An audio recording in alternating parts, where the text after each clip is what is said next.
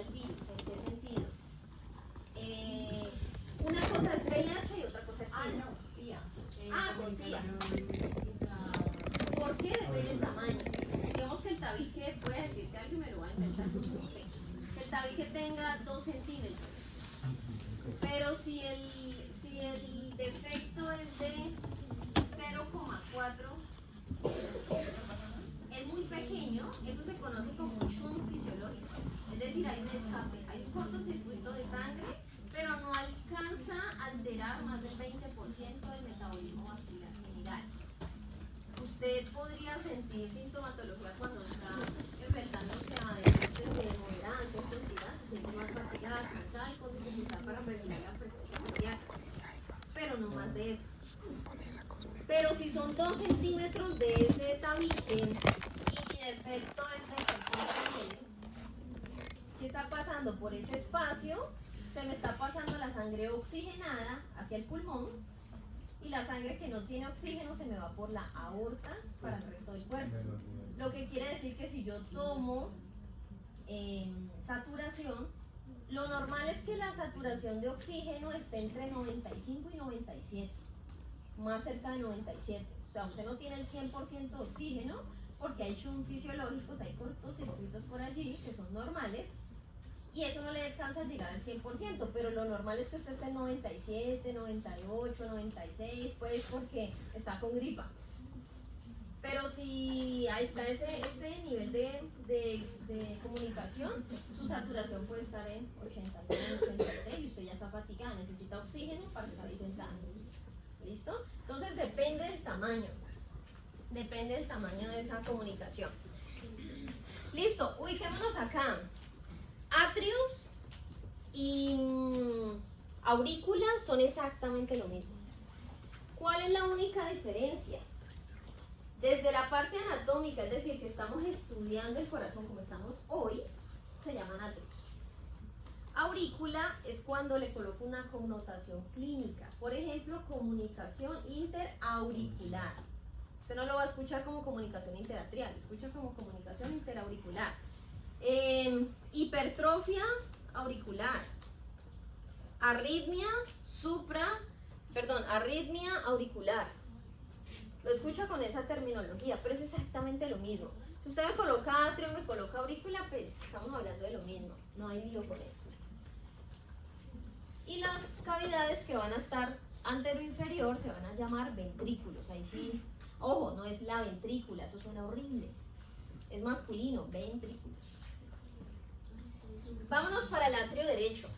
Bueno, sé que aquí tengo que hacer una pausa. En locomotor me di cuenta que de lateralidad estamos, pero bailas. El corazón siempre lo voy a ver de frente. Digamos que cuando tengo la visualización de las cavidades internamente, siempre lo voy a ver de frente. Es decir, como están viendo a mí. Mi lado derecho es este, el lado derecho de ustedes es el del otro lado. A menos que ustedes vean una vena gruesa horizontal. Eso le está indicando que está viendo el corazón de espalda, que ya se las voy a mostrar. Pero si el corazón está tabicado, le está mostrando el interior, siempre va a ser de frente. ¿Listo? Por lo tanto, el lado derecho va a ser el del papel, el de la hoja. Si usted tiene dificultad, pues coge el examen y lo coloca encima. Para que no falle.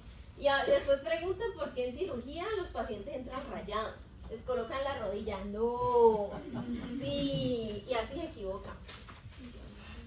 Profe, en el caso de que, por ejemplo, el paciente tenga esa patología en la cual los órganos están en lateralidad, ¿se procedería al inverso? No se pueden cambiar. Si hay dextrocardia, eso quiere decir que el corazón se ubique más hacia el lado derecho, porque acuérdense que está en el centro. Eso implica que el arco aórtico, AO, está muy tenso. Porque si el corazón se corre hacia el lado derecho, igual la arteria, la aorta, tiene que salir para el mismo lado. Eso quiere decir que los vasos del lado izquierdo están muy estirados, porque solo se modifica el órgano, no las estructuras vecinas.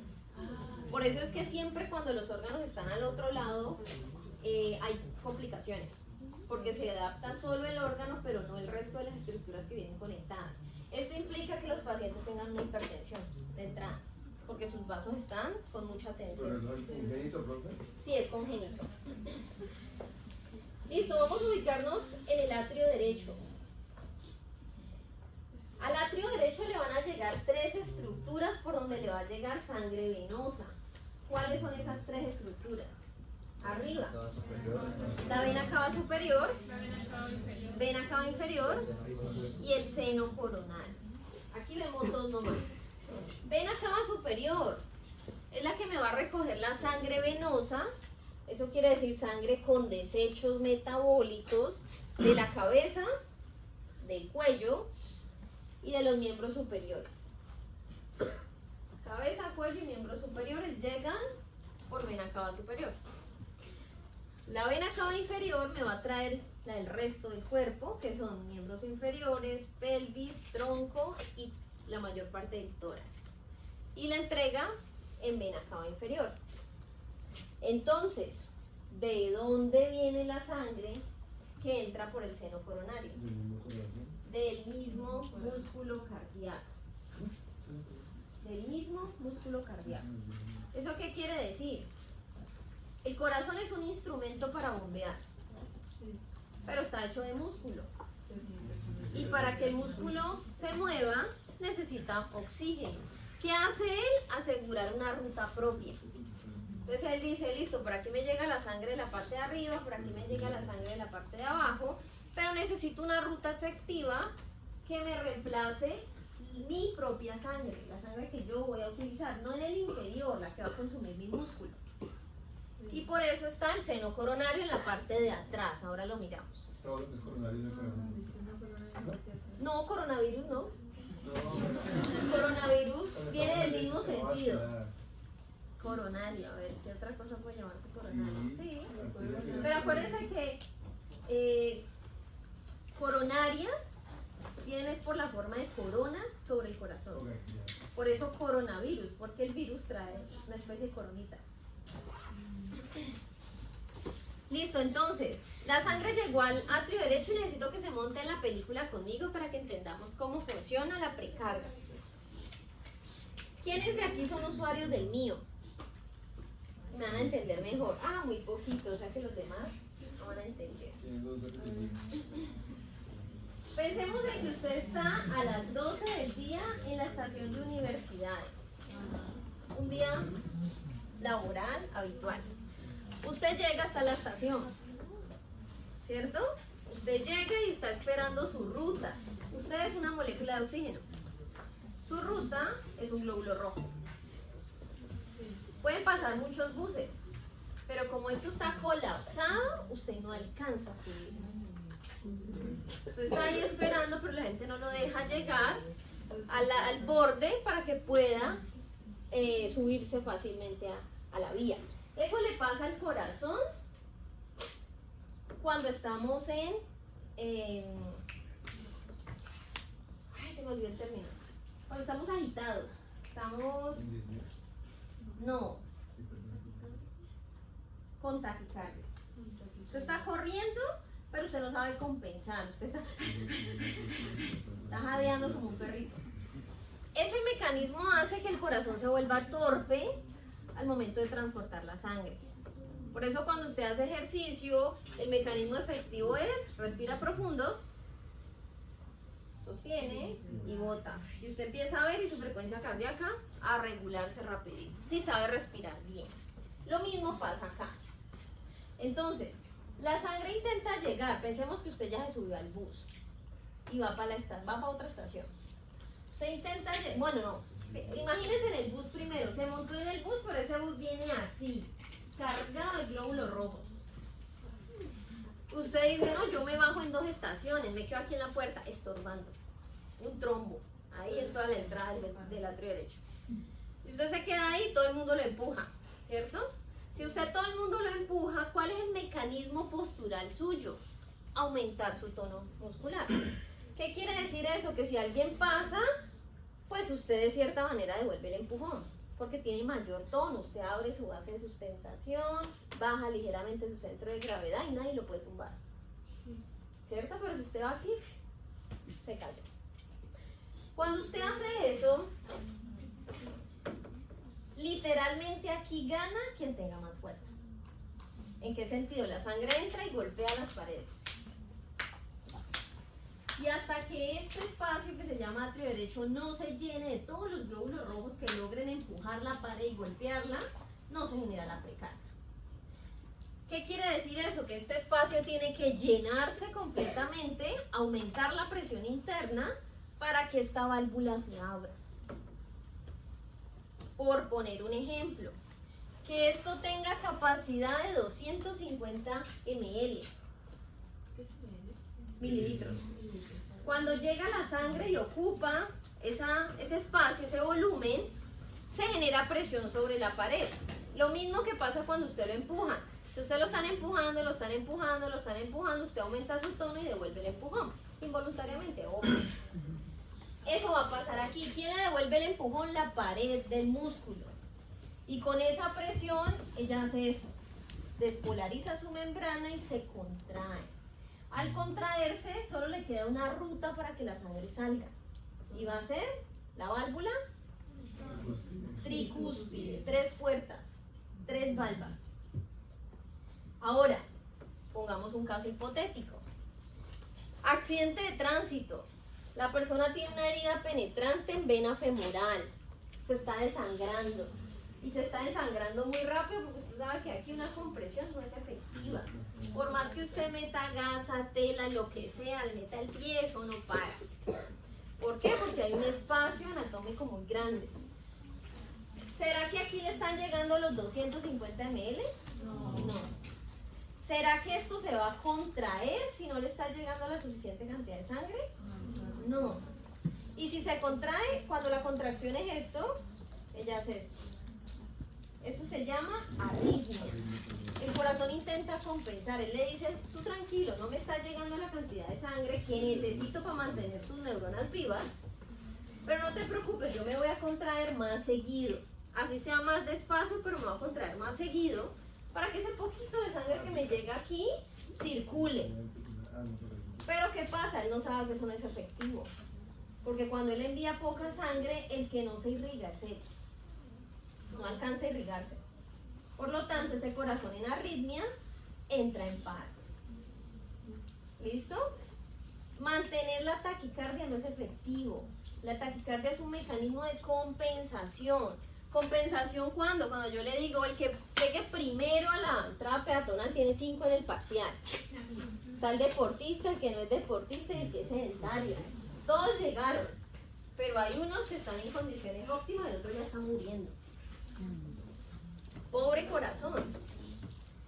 No sé si lo hemos discutido ya en algún momento en locomotor. Las 2 personas que murieron en la media maratón o en la maratón, no sé, una en Cali y una en Bogotá. ¿Qué pasó ahí? Personas entrenadas no eran. Sí, pero no bien entrenadas. ¿En qué sentido? Si usted viene corriendo por lo menos 5 o 7 años con un entrenamiento progresivo, una secuencia, una intensidad, que usted corra todos los días, la misma secuencia, lo único que intenta es bajar tiempo, su corazón no tendría por qué llegar a ese nivel.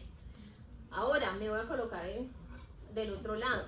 ¿Hace cuánto se puso de moda running? Hace 5 años. Pero hace 5 años la gente no le metía tanto. Hace 2 años eso se disparó. Entonces le dijeron, vamos a ir a hacer los 10K. Usted dijo, no, yo no corro ni en mi casa. Le vas caminando. Pero pues qué boleta, no sé, con zapatos nuevos, con todo el outfit, ir a caminar, lo están tomando cosas, no se corre. ¿Qué hace? Pues sobreesfuerza de corazón que no corre. Las personas que se dedican más a la musculación, trabajo cardiovascular, muy pocos hacen. Entonces usted los ve levantando mucho peso, pero no pasan de 8 repeticiones. ¿Por qué? Porque trabajo cardiovascular no hay. Porque resistencia no trabajan potencia o trabajan fuerza máxima. Eso implica que subiendo 2 pisos están...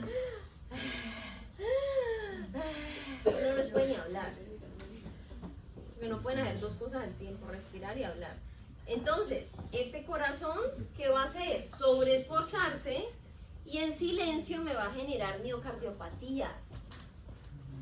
O se agranda a la fuerza, sin decir que sea funcional, me puede generar una hipertrofia, pero en el caso del corazón, ¿qué pasa con la hipertrofia? El corazón es el único músculo que no se sabe hipertrofiar.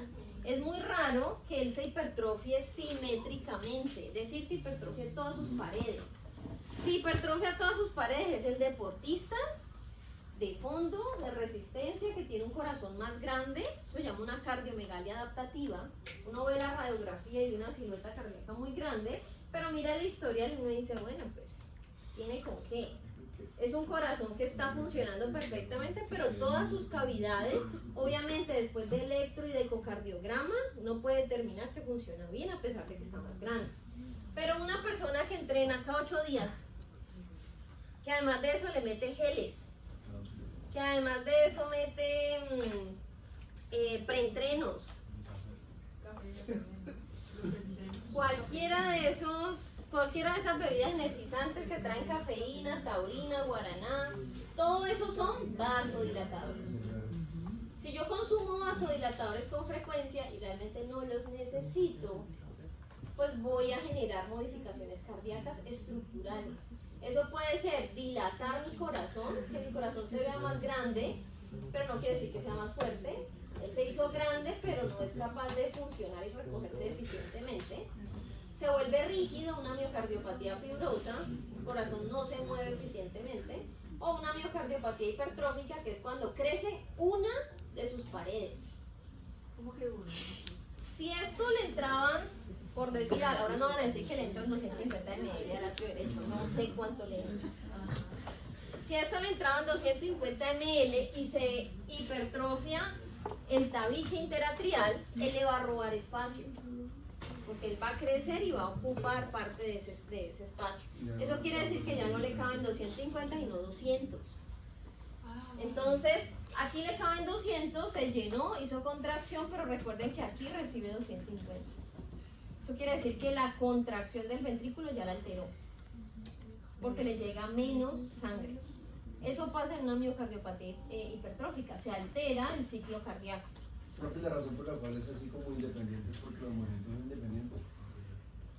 No sé si... ¿Como independientes? ¿Cómo así? O sea, que no sucede de manera regular como la hipertrofia, es porque los movimientos se dan diferentes. O sea, no es un movimiento uniforme, sino que hay un movimiento auricular. Exacto. Pero por eso, pues, usualmente la hipertrofia se da siempre en ventrículos. Porque si ustedes miran allí, lo que está en negro es el grosor de la pared. Los ventrículos siempre van a ser más voluminosos porque tienen miocardio mucho más grande, tienen trabéculas cárneas, que es el músculo que le da la superficie rugosa interna al atrio, y además de eso tienen músculos papilares. Tienen 3 capas musculares. El atrio solo tiene miocardio. Y el endocardio, pero el endocardio es la membrana interna.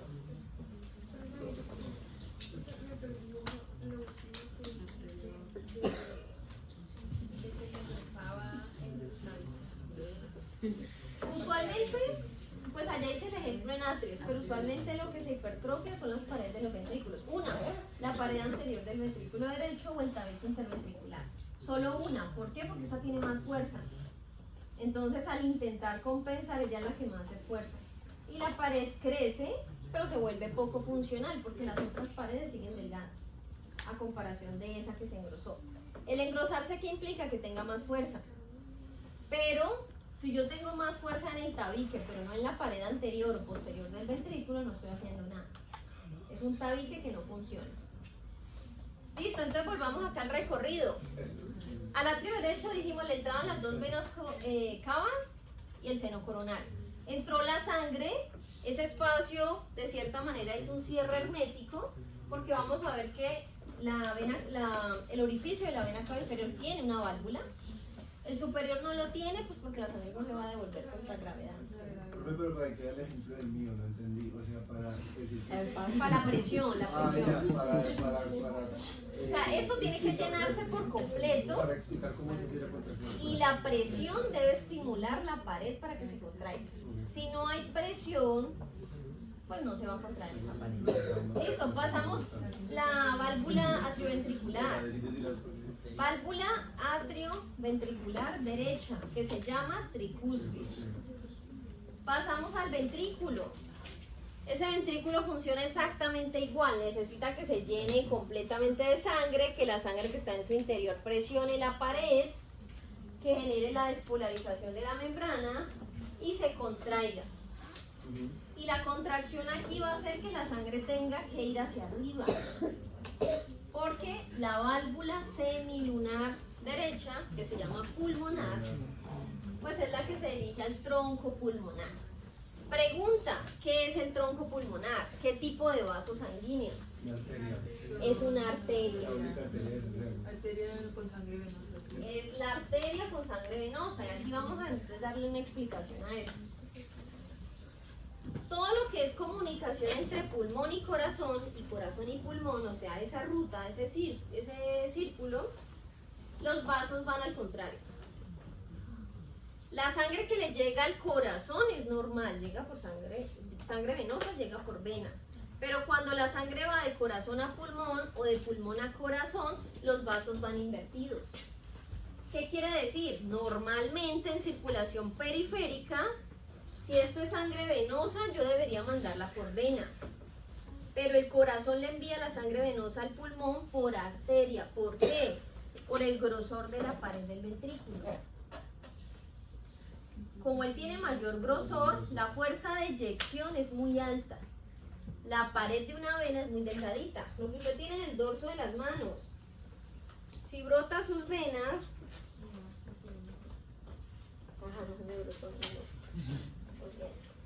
Si brotan las venas, usted las palpa y ellas de una se colapsan. ¿Por qué? Porque su pared es extremadamente delgada. Ahora, en una arteria no le va a pasar eso. La arteria mantiene la forma, por eso tomamos el pulso en arterias. Entonces, si trasladamos eso acá, pues la sangre que viene con mucha presión, porque el ventrículo la expulsa con mucha fuerza, la tengo que mandar por un vaso que sea capaz de mantener esa presión. Y eso es una arteria, no una vena. Se va por arteria pulmonar, pero en este pedacito se le llama tronco, porque de ahí van a salir las arterias pulmonares, una derecha y una izquierda. Pero tenga presente que el tronco es una arteria que lleva sangre venosa. ¿Por qué? Por la distribución estructural. Seguramente cuando vean la clase con Sebastián les va a dar otra razón embriológica. Esta es una razón funcional. La razón embriológica, ¿cuál va a ser? Me la resumo. Su corazón empieza a latir a los 19 días, creo que es, y está formado en cuello. Y cuando él va bajando, él se va plegando. En ese plegamiento forma las 4 cámaras. Y cuando él hace ese plegamiento, pues esto, no me acuerdo cómo es, pero se pasa por detrás, no sé qué, y entonces quedó convertido en arteria. Eso lo van a ver en embriología. Y esa es una razón estructural. Pero esa razón estructural le da función a esto. Para que ese vaso sanguíneo no se rompa cuando el ventrículo le mande la sangre. ¿Listo? Del tronco pulmonar se fue por 2 arterias pulmonares, para pulmón derecho y para pulmón izquierdo. Y aquí sucede lo mismo. Ustedes son derecha e izquierda. Entonces, ustedes son pulmón izquierdo, ustedes son pulmón derecho. Envío la sangre venosa. ¿Qué quiere decir? Que yo les voy a ir a entregar CO2, principalmente. Ustedes me tienen que entregar oxígeno. ¿De dónde traen el oxígeno ustedes? Del sistema respiratorio, ¿cierto?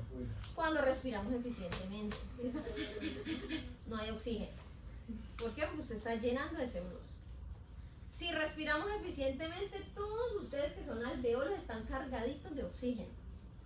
Para que ese oxígeno se suba en el glóbulo rojo, yo primero tengo que soltar el CO2. Yo como glóbulo rojo tengo que soltar el CO2 para que queden 4 puesticos libres. Un glóbulo rojo solo carga 4 moléculas de oxígeno. Y nosotros aquí en Cali, donde estamos, cargamos todas. Pero usted se va para Bogotá, para La Paz, a cualquier otro lado con altitud y cargará 2. Por eso se siente fatigado. Eso no se llama mal de altura. Pero el mal de altura es la sintomatología. Ah, bien. Como está más cerca allá a la línea atmosférica, usted no carga tanto oxígeno porque escasea más. Usted respira, no se va a morir. Recibe, cada glóbulo rojo suyo se cargará con la mitad, por decir algo. No se carga al 100%, por eso usted se siente más fatigada. Y por eso le da mal de altura. ¿Cuál es el mal de altura? Dolor de cabeza, mareo, vómito. Porque su cerebro, recuerde que su cerebro es un alto consumidor de energía. Si él está acostumbrado a trabajar con 4 moléculas, pues usted le da 2, él le va a decir, no, venga, esto es muy poquito, me va a dar sueño. A dormir y usted se cumplió. En el tiempo requerís por lo menos 90 días. Por eso muchos deportistas, los que se van una semana, pueden verse afectados. Porque en una semana usted está como en un punto medio, como que sí, como que no. Hay otras personas que se van el mismo día, para que no genere ese mecanismo de compensación y no sea tan difícil. Claro, la humedad, el frío, la temperatura los va a afectar, por supuesto, pero compensación en una semana no va a haber. De pronto usted se adapta al calor, pero compensación metabólica, mire, chiste. Entonces, yo solté el CO2 porque vengo como sangre venosa, llego por arterias pulmonares, capilares pulmonares, entrego el CO2, estoy libre, recojo el oxígeno. Cuando recojo ese oxígeno ya no me llamo capilar arterial pulmonar, me llamo capilar venoso pulmonar. Y ese se va a convertir en vena pulmonar y son los que van a llegar aquí. Sale una arteria pulmonar para cada pulmón. Regresan 2 venas pulmonares por cada pulmón. Se va una arteria a cada pulmón, retornan 2 venas de cada pulmón. Eso quiere decir que el atrio izquierdo, si yo lo miro por detrás, ¿cuántos orificios tiene que tener? 4. Las 2 venas pulmonares derechas y las 2 venas pulmonares izquierdas. Tienen que tener 4 orificios. Listo, aquí sucede lo mismo. Hasta que esto no esté cargadito y esté apretando, no se genera el estímulo en la pared, no se despolariza la membrana, no se genera el potencial de acción, eso no se contrae. ¿Puedes volver a repetir lo que dijiste ahorita de las 4 venas? Recuerden que el tronco pulmonar se divide solo en 2 vasos, arterias pulmonares. Una arteria pulmonar derecha para el pulmón derecho, una arteria pulmonar izquierda para el pulmón izquierdo. Entrega el oxígeno, hace el intercambio gaseoso, eso pasa a vena pulmonar, a capilares pulmonares y de cada pulmón no retorna una, sino 2 venas de cada pulmón. Entonces si yo miro el atrio izquierdo por detrás, voy a ver 2 orificios de cada lado. 2 venas pulmonares superiores, 2 venas pulmonares inferiores, 2 derechas, 2 izquierdas. ¿Listo? 4 en total en el atrio izquierdo. Listo, se llenó la cavidad y tiene que abrirse la otra válvula atrioventricular, en este caso la del lado izquierdo. Mitral o bicúspide. Tiene solo 2 puerticas. ¿Por qué mitral? Pues han visto el gorrito que usa el Papa. Eso es una mitra, ¿sí? Trae 2, como 2 cuerdas. Ah, ya sé. Ventrículo izquierdo. Ventrículo izquierdo. Llegó la sangre aquí, observe que comparando estas 2 líneas negras, el ventrículo izquierdo tiene mayor grosor. Entonces, tiene que enviarla hacia todo el cuerpo. El ventrículo derecho saca la sangre del corazón, pero ahí al vecinito que es el pulmón. El ventrículo izquierdo tiene la obligación de sacar la sangre a todo el cuerpo, por eso él es mucho más potente que el derecho. Y asimismo, los 2 ventrículos son más fuertes que los atrios. Miren la pared de los atrios, delgaditas. Pero es mayor tejido de trabécula. No, acá no hay trabécula. No, acá. Es mayor. No, miocardio. Mayor grosor del miocardio. Y el miocardio tiene trabéculas cardiales. Trabéculas cardiales es otro músculo. El miocardio es el del mayor grosor. ¿Cuál es el que genera la contracción? ¿Miocardio o células cardiales? Miocardio. El margen obtuso. Donde dice esto. simplemente el borde. Aquí lo vamos a ver. Vamos a ver que hay unas venas, hay unas arterias que se llaman marginales. Van por el margen. Entonces simplemente, por ejemplo, aquí va una y por acá va a venir la otra. Entonces simplemente es lo que me separa el vértice de las paredes ventriculares. Pero pues ese no es un término anatómico que utilicemos. Listo, llegó la sangre al ventrículo izquierdo. Tiene que llenarse, generar presión y salir por otra válvula que ya no será atrioventricular, sino como el término de la válvula primero. Semilunar. Y esta se va a llamar aórtica. Entonces, ojo con esto, tenemos 4 válvulas. 2 atrioventriculares. Esas atrioventriculares, la derecha se llama tricúspide, la izquierda se llama bicúspide. Atrioventriculares quiere decir que comunican atrio y ventrículo. Y están en toda la mitad del corazón. Las válvulas semilunares también son 2, una derecha y una izquierda, y ellas reciben el nombre del vaso hacia donde entregan la sangre. La derecha se llama pulmonar, semilunar pulmonar, entrega el tronco pulmonar, y la izquierda se llama semilunar aórtica, entrega a la arteria aorta. Ojo, aorta es arteria. No me van a colocar vena aorta porque me sangran los ojos. Derecha es pulmonar, izquierda es Aórtica, semilunar, las válvulas semilunares. Miren aquí el mecanismo. Intente identificar cómo se mueve ese corazón. Si estamos diciendo que hay 4 válvulas que regulan el flujo de sangre y estamos diciendo que el corazón nunca mezcla la sangre dentro de él, eso quiere decir que el corazón tiene 2 fases, a grosso modo. Mientras se contrae una parte, entiendan contraer, expulsar sangre. Las cavidades se contraen, colapsan y expulsan la sangre. ¿Qué van a estar haciendo las otras cavidades? Están relajadas, llenándose. Entonces la contracción, que se llama sístole, es el mecanismo de inyectar la sangre, de sacar la sangre de esa cavidad.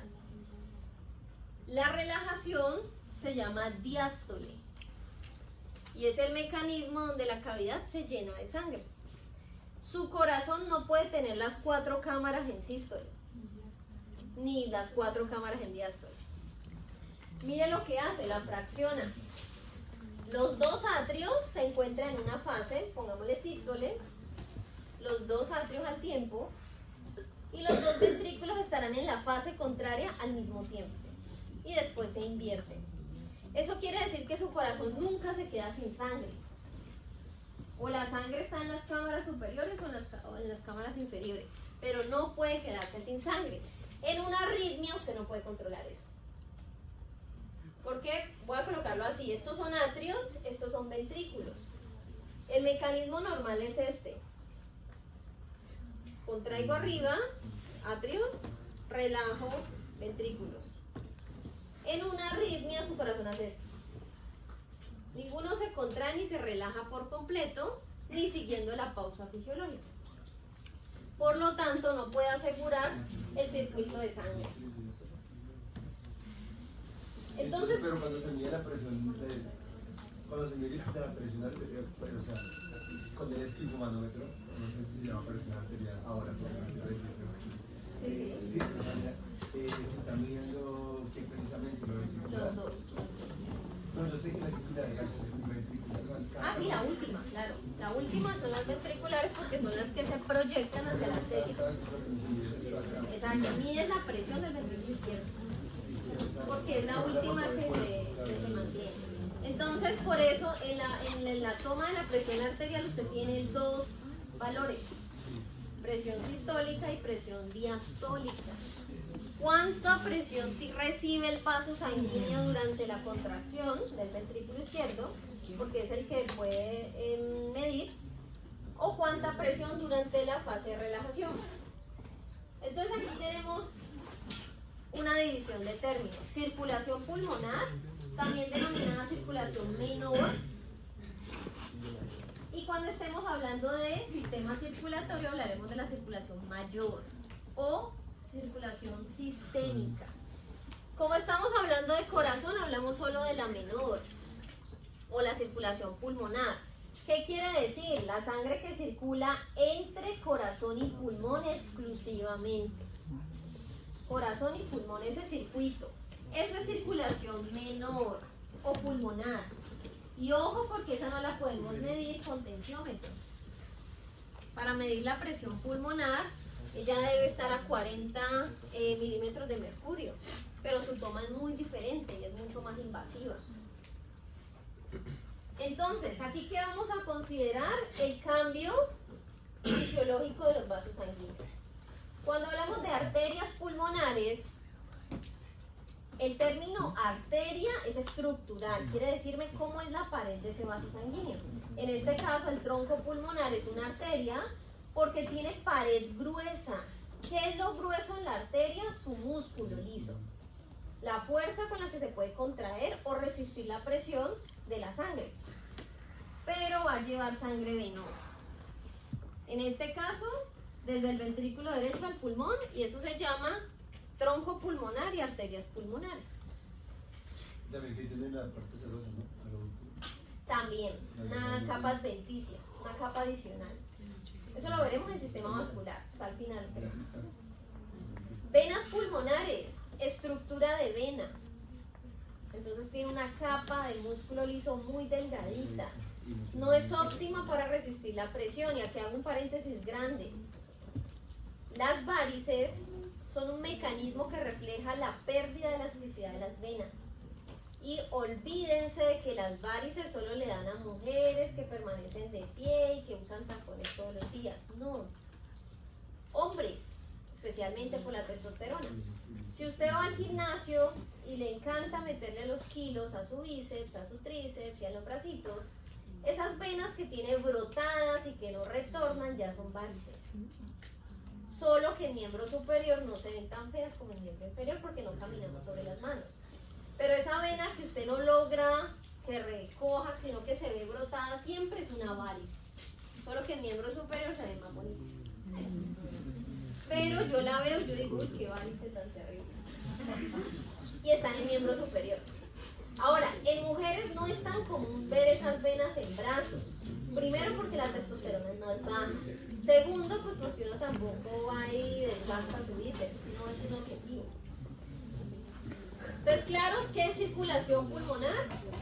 Muy diferente a circulación sistémica, que es donde hablaremos de las varices, de la vasculitis, de la trombosis, pero esas ya son venas y arterias periféricas.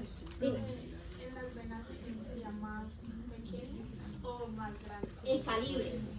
El Porque diámetro. las arterias que tienen más presión serían más pequeñas para darle más fuerza. No necesariamente. Buena pregunta, pónganme cuidado. El calibre, o sea, el diámetro interno por donde va a pasar la sangre, la luz del vaso, en la arteria es más pequeño. En la vena es más grande. El ejemplo más básico pero eficaz. Imagínese usted conectar una manguera de agua, pero el agua no sale con mucha presión. ¿Cuál es el mecanismo para usted hacer que el agua llegue más lejos? Ponerle el dedito, ¿cierto? ¿Qué está haciendo usted ahí? Reducir el calibre de salida. Entonces la sangre sale con el agua sale con mucha más presión. Lo mismo pasa en el sistema vascular. La arteria, para que la presión de su sangre le llegue hasta el dorso del pie, porque en el dorso del pie tomamos la presión arterial también, en la arteria pedia o podal, para que esa presión le llegue hasta allá, el calibre tiene que ser muy reducido, para que la sangre siempre esté apretadita. En la vena eso no pasa, por eso dan varices, porque la vena viene en retorno venoso, y como ella no tiene buena presión, simplemente se cansa y se estanca. Si usted mantiene posturas prolongadas, la sangre mantiene acumulada en los pies. ¿Y eso es duele? ¿Es que? Claro, el éxtasis venoso empieza a dañar la pared de la vena y te va a generar parestesia, dolor, sensación de hinchazón, cansancio. Entonces miremoslo estructuralmente. Vista anterior, vista posterior. Intente identificar las características. En la vista anterior, Tronco pulmonar es el primer vaso que veo. El que está detrás, arteria aorta. Y lo va a identificar porque están saliendo las coronarias. Las arterias coronarias son los primeros vasos de la aorta. El corazón es muy inteligente y él dice, si yo le voy a irrigar todo el cuerpo, pues los primeros vasos tienen que ser para mí. Lo que él no sabe es que eso no es tan efectivo. Porque cuando la presión aumenta, la sangre sale tan rápido que no alcanza a llenar las coronarias. Por eso le puede dar dolor precordial. Cuando usted se somete a una actividad deportiva intensa sin una preparación previa, es decir, sin que usted haya adaptado su sistema vascular eficazmente. Profe, eso era el cono. ¿Cuál es el cono? ¿Es el tronco pulmonar de agua? ¿El tronco? Sí. Este es el tronco pulmonar. El tronco pulmonar tiene un cono y es simplemente la dilatación previa. Uno aquí toca esto y esto se hunde. O sea, él se debilita en la pared antes de llegar al anillo fibroso y esa dilatación se le llama cono. Ah, o sea, es parte del tronco. Es una parte. ¿Qué voy a ver acá arriba? Lado derecho. Vena cava superior. Y por aquí alcanzo a ver dos agujeros. Las arterias, las Venas pulmonares, obviamente del lado izquierdo. Mírenlas aquí. La aurícula de la vista posterior. Entonces alcanzo a ver muy bien los 4 orificios de las venas pulmonares. Y en este caso, ¿quién sería esto? Allá arriba era superior. Acá, vena cava inferior. Miren que es el mismo conducto. Lo único es que superior entra al corazón e inferior entra desde arriba e inferior entra desde abajo. ¿Listo? Esta es la vista posterior. Arriba, pero se ve más desde adelante. Miren acá. Ya queda en toda la parte superior, pero se alcanza a visualizar desde adelante. Ahora, observe la vena que vemos aquí.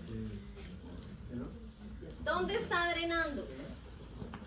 Al atrio hecho. Atrio derecho, drena aquí donde están las dos venas cava. Este es su punto de drenaje. Ese es el seno. Este es el seno coronal. Senos venosos, hablamos de una vena muy robusta, grande, dilatada, que recibe muchas otras venas. Por ejemplo, en cráneo tenemos muchos senos venosos. Cuando usted le duele la cabeza y tiene la presión alta y percibe el latido cardíaco en su cabeza, ese es el golpe que genera la vena sobre el hueso. Preocúpese porque una palpitación me puede generar una hemorragia. Por eso es que a usted le dicen que cuando tiene dolor de cabeza palpitante, no se meta a la ducha. Y uno ve que la gente lo primero que hace es meter la cabeza. Y el choque térmico, trum, lo dejó peor.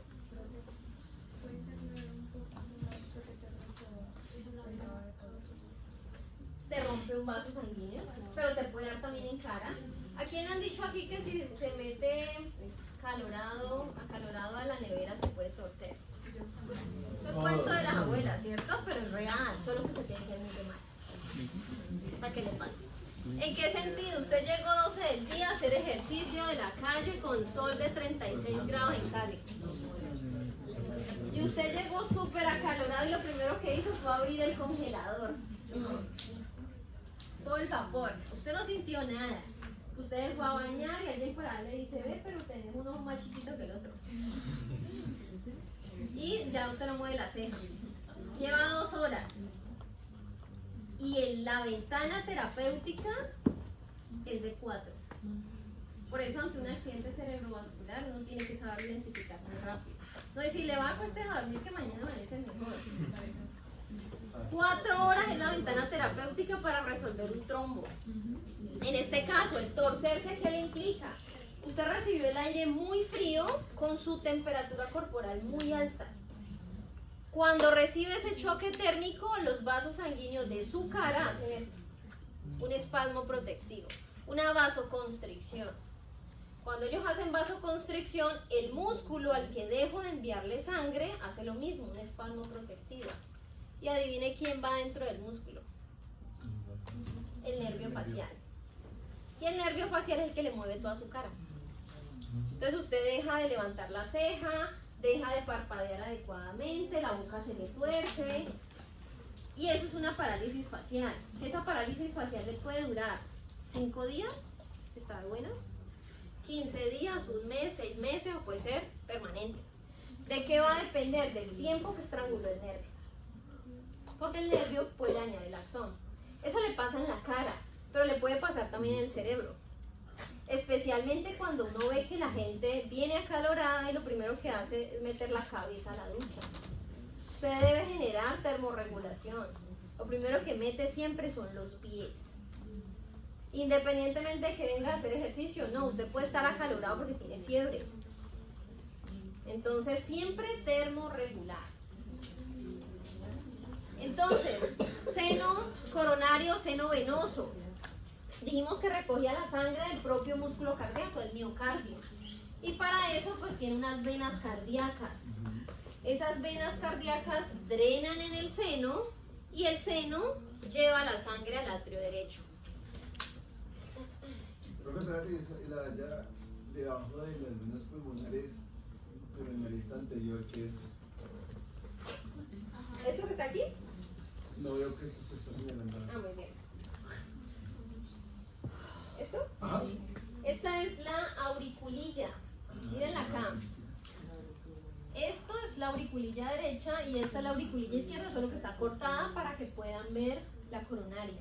La auriculilla es como la punta anterior que tiene cada uno de los atrios. Es como, ellos vienen a los lados, arriba, pero ellos abrazan los grandes vasos. Ah, o sea, eso ahí también es una punta, no sé cómo. Esto es parte de los atrios, se llaman auriculillas. Ese de allí termina en una punta, no sé cómo ir. Termina en una punta. Y uno lo que hace es esto, para poder ver bien las coronarias. Profe, la que está abajo de la vena cava superior. O sea, ahí. Lo que está en el centro, aorta. Sí, termina en una punta.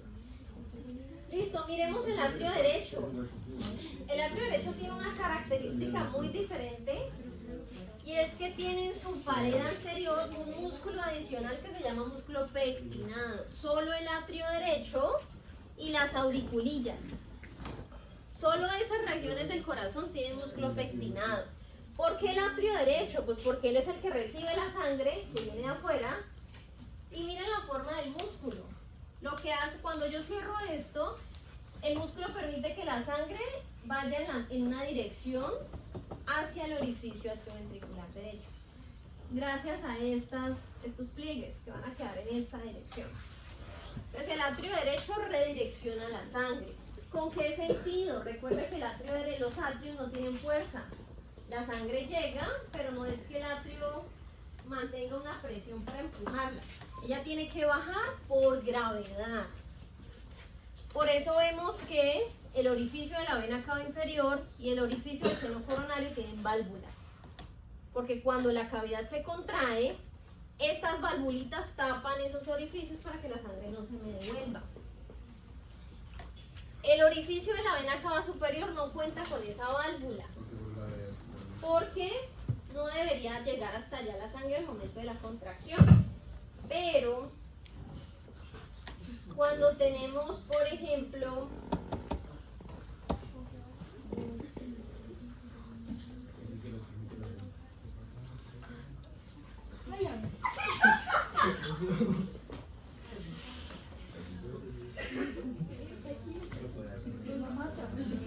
hay una arañita, no la voy a cucaracha.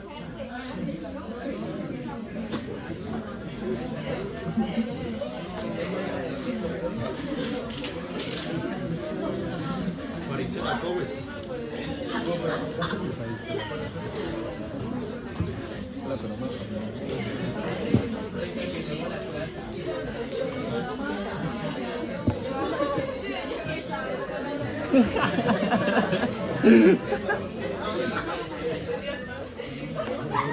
Creería que sería como bueno recoger el maletín.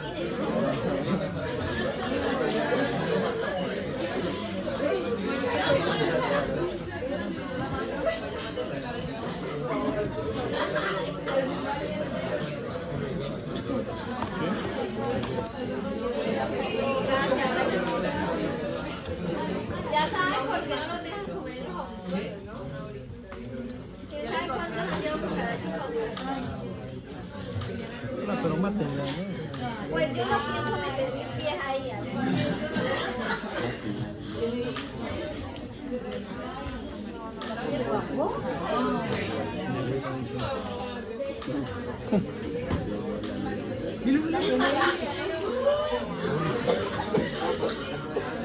Voy a recibir la clase.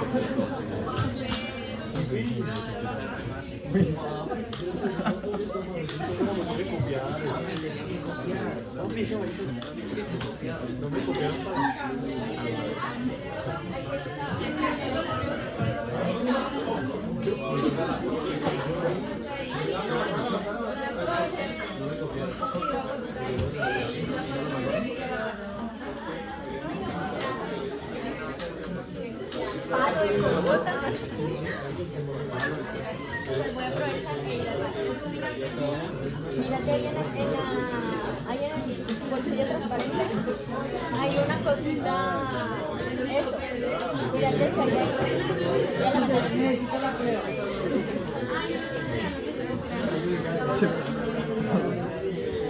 Para que no se vaya.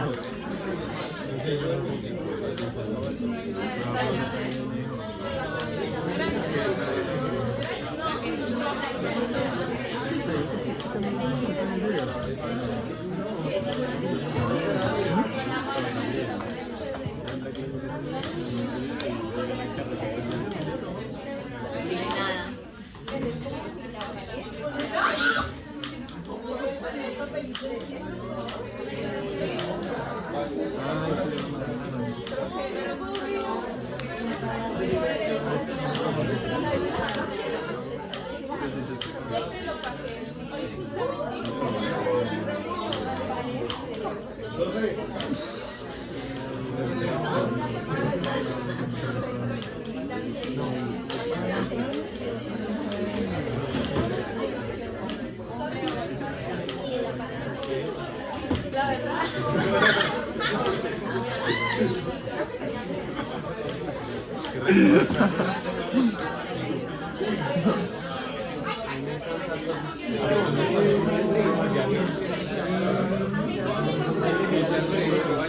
Uy, no me voy a decir que me grabaste 4K.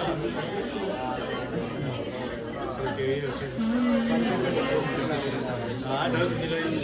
Yo hice papi Franco me mandó todo el día. Pero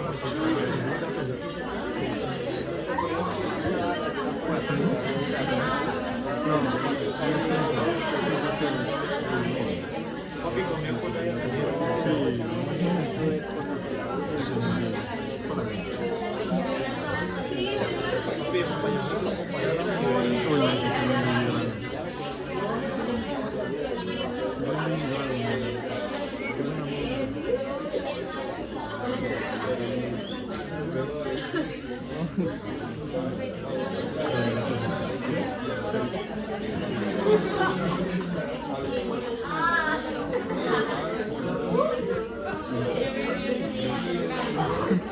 mano, Tayeta y se gana el puño, weón. Porque al final conmigo lo mismo si me cuidaba porque ya estaba preso y me gusta que me agarren así y me hacían caso y yo le soltaba y no me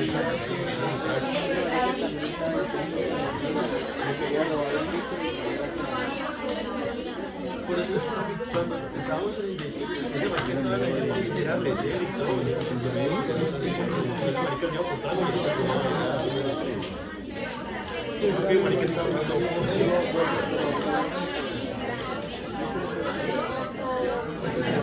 yo creo que re... Pues más de ahorita.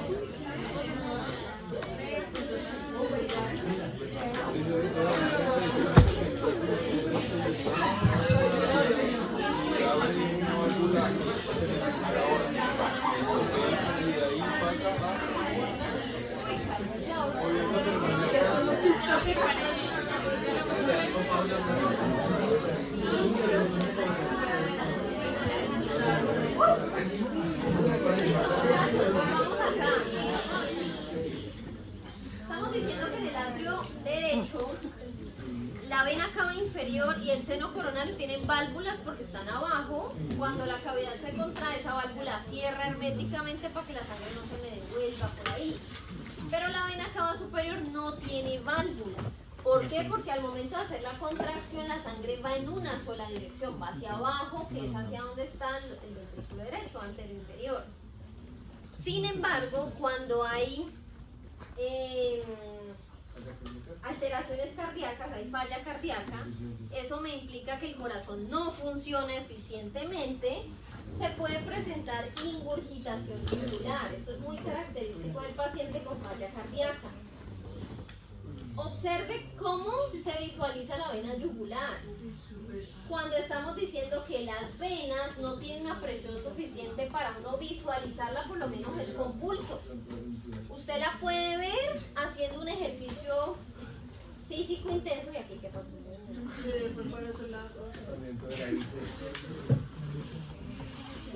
Entonces usted la puede visualizar haciendo un ejercicio físico intenso por la cantidad de sangre que está movilizando.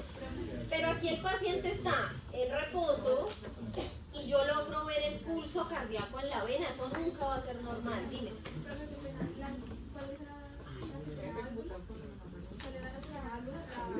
La de la vena cava inferior y del seno coronario. No, válvula de la vena cava inferior y válvula del seno coronario.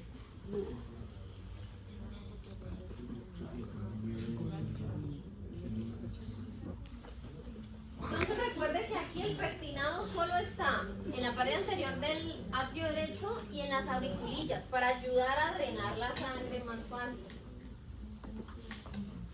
Tabique interatrial o septo, interatrial o interauricular. Miren la fosa oval. ¿Qué estamos viendo allí? Simplemente una cobertura del endocardio. Ahí en ese circulito no hay miocardio, no hay músculo, solamente una membrana. Esa membrana es la que se cierra después del nacimiento. Ese es el limbo de la fosa. El limbo es la membrana. La fosa es el orificio de la fosa oval. Ahora, cuando los niños nacen, esto está abierto todavía. Y en las primeras semanas esto debe cerrarse. Por eso es que los niños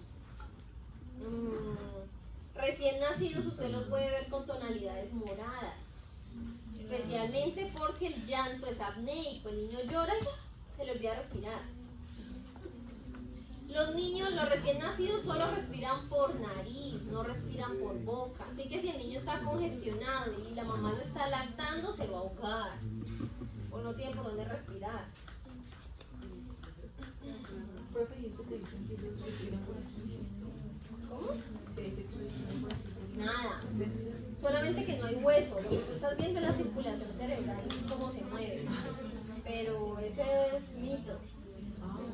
Miren aquí, por ejemplo, obviamente este patrón no será normal. Niño con 3, 4 meses llora y empieza a verse todo este patrón morado alrededor de la boca, en los dedos, en las orejas, en la nariz. Estos son signos de isquemia. Ese bebé está generando patrones donde la sangre, el oxígeno está faltando en el tejido. Y esto se está dando porque la sangre no se está oxigenando adecuadamente. ¿En qué sentido? Si la fosa oval no se cierra en esas primeras semanas, pues vamos a ver que la sangre que está en el atrio derecho, que está con muy bajo porcentaje de oxígeno, alrededor de un 20%, que es el oxígeno residual, y aquí abro un paréntesis grande, en fisiología les hablan mucho de sangre desoxigenada. La sangre venosa no es desoxigenada. Tiene muy poquito oxígeno, que fue lo que no se usó. Alrededor de un 20%, pero aún así usted va a seguir viendo que en todo lado le dicen sangre desoxigenada. No piense que lleva 0% de oxígeno, lleva un oxígeno residual. Si esto está abierto, la sangre del atrio derecho, que va con muy bajo oxígeno, se pasa de una al atrio izquierdo, y del atrio izquierdo por presión se va al ventrículo y se fue a la aorta, sin oxigenarse adecuadamente, y se ven esos patrones cianóticos.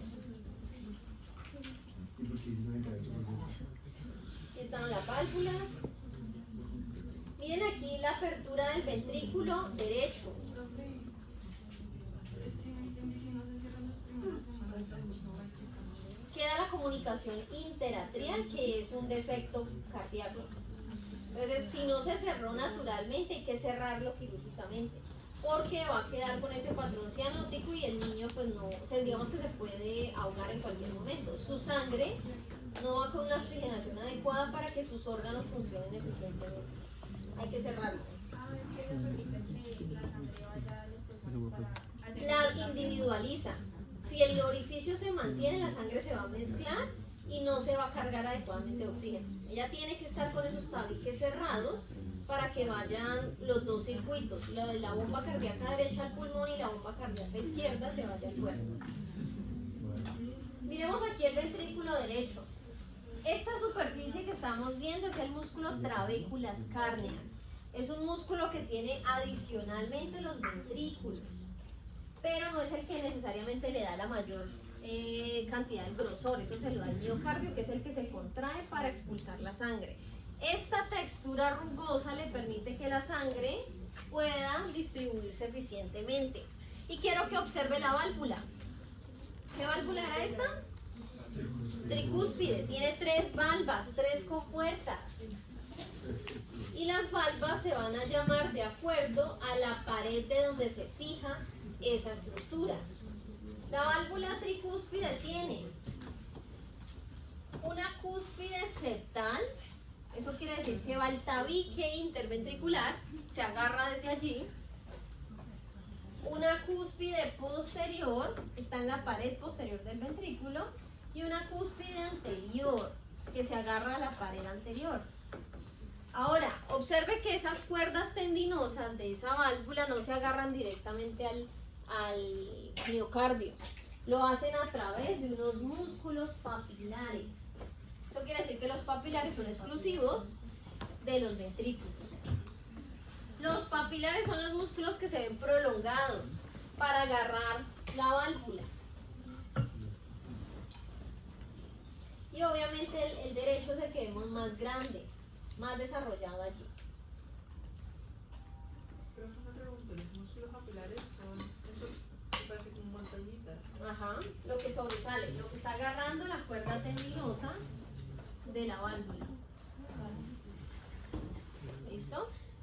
Y la válvula es tejido conectivo denso, es tendinoso, Tejido conectivo denso regular. regular, tendinoso. Y tiene unas cuerdas tendinosas y las cuerdas tendinosas vienen conectadas al músculo papilar. Todo eso conforma el anillo valvular. Es decir, cuando hay un soplo cardíaco es porque la válvula ha fallado. Y ella puede fallar su cúspide, su cuerda tendinosa o inclusive el músculo papilar. La trabécula septomarginal o la banda moderadora. Miren este cruce entre el tabique interventricular y la pared anterior. Esto va a ser importante porque por ahí va a pasar el estímulo eléctrico del corazón. Del atrio, del septo interatrial, se pasa a la pared anterior a través de la banda moderadora. Por aquí pasa el estímulo eléctrico. Por la banda moderadora o septo o trabécula septomarginal. Válvula semilunar. Sus cúspides o sus valvas tienen forma de semiluna, por eso su nombre. Miren aquí arriba. Y ojo con esto para que no se pierdan en la descripción de ellas.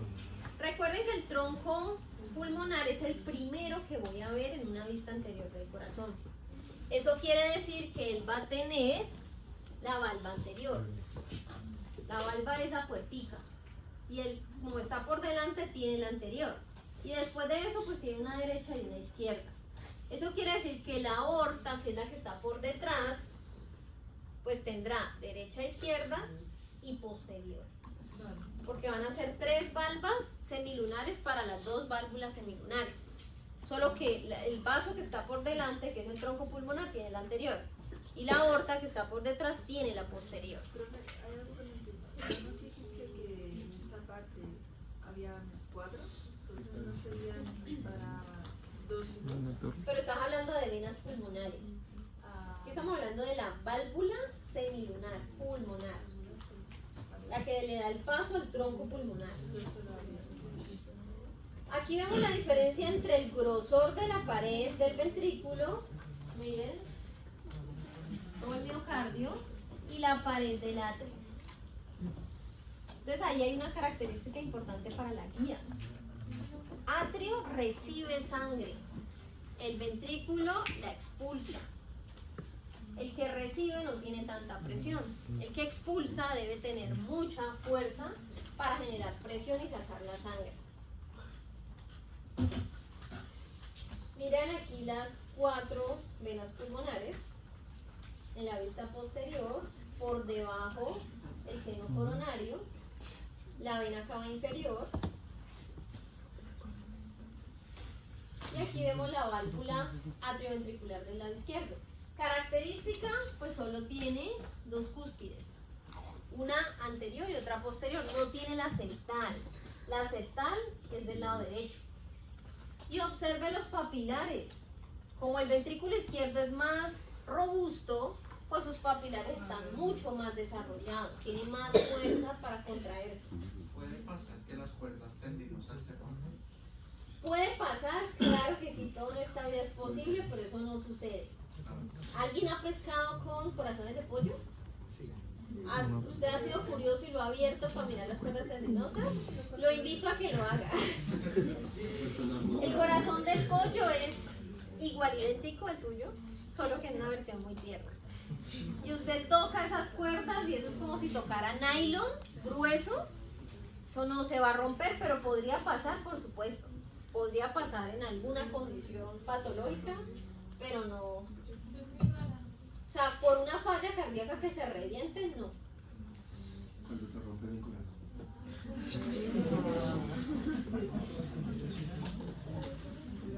Te rompen la corteza cerebral. Corteza cerebral. Pero no, digamos que no es el mecanismo directo. Cuando hay síndrome de corazón roto, se llama.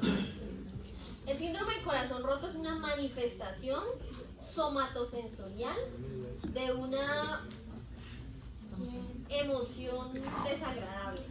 Puede ser ruptura amorosa, puede ser la muerte de un familiar. ¿A qué obedece el síndrome de corazón roto? Dolor precordial. Con el dolor precordial todo el mundo asume que se está infartando. Un dolor opresivo que le presione el tórax y espalda al mismo tiempo. Esa es la angina del pecho. Usted siente que el corazón se comprime entre el tórax, entre el esternón y la espalda. Espérame, termino la idea. Entonces, dolor opresivo. Si hay dolor opresivo, hay sintomatología en miembro superior izquierdo, dolor reflejado. La postura es antálgica, la persona se recoge. Y a eso se le llama síndrome del corazón roto. Pero ¿qué es lo que está pasando? Usted está pasando por una situación desagradable, emocional. Y recuerde que su sistema límbico hace muchos estragos en la cabeza. Entonces, usted está triste. ¿Qué música le da por escuchar? No creo que sea la de Karol G. ¿Cierto? Música para beber, música triste. ¿Eso qué hace? Que su sistema límbico se meta en ese círculo. Y usted se acuerda de cosas feas. Usted no está llorando, ay, ¿verdad que ayer estuve tan feliz? Jamás le va a pasar. Porque su sistema límbico le dice, ¿usted quiere esto? Bueno, entonces le trae solo recuerdos tristes. Eso va a pasar que su tono muscular se altere, es decir, baja. Por eso es que la postura es así. Usted es una persona triste, usted lo nota en la postura, porque los hombros son caídos. Pero a nivel torácico, esa postura comprime. Y cuando comprime, su corazón deja de recibir la misma cantidad de sangre. Es decir, su corazón empieza a generar espasmos que generan isquemia, dolor opresivo, y eso es el síndrome del corazón roto. ¿Qué va a pasar? Usted puede llegar a manifestar problemas cardíacos, por supuesto, porque usted está alterando el circuito vascular, pero no proviene de ahí. Proviene por somatización general. Pero es muy de la parte, sí. Hablando respecto, pensaba que como lo que acabas de decir, en el infarto se da ese dolor referido. Pero dice que las mujeres, por eso lo que hacen, no sienten así. No tiene que ser. El infarto puede manifestarse de muchas formas. No necesariamente tiene que darse rigidez del miembro superior, que se te entuma la mandíbula, no necesariamente. ¿Puede ser un signo común? Sí. Pero recuerden que lo común, pues no es permanente, no tiene que estar. Usted puede infartarse y nunca le cuenta. Usted fue y se tomó un electro y el electro le salió con las ondas invertidas. Usted como que ha tenido dolor torácico en estos días y usted no tenía mucho estrés y ahí le apareció el microinfarto. ¿Cuándo se genera la sintomatología? Cuando el infarto es grande. Es decir, cuando una parte grande, toda la pared anterior del ventrículo se quedó sin sangre. ¿Sí? Entonces no siempre va a ser igual. En la diapositiva anterior, bueno, no, eso pensaba ver. Esas cositas moradas serían el tronco. Y luego se está volviendo. ¿Esto o esto? Lo de arriba. Venas, mentiras, tronco pulmonar y arterias pulmonares. Aquí ya son arterias. Más arriba la otra. ¿Qué? Ese ya es arco aórtico. El arco aórtico es la curva que toma la aorta. Entonces, que están las cuatro de acá, las Venas pulmonares. y la de abajo, la Vena cava inferior. Y esa que está rodeada como abrazando y al lado de... ¿Esto? Seno coronario o seno venoso.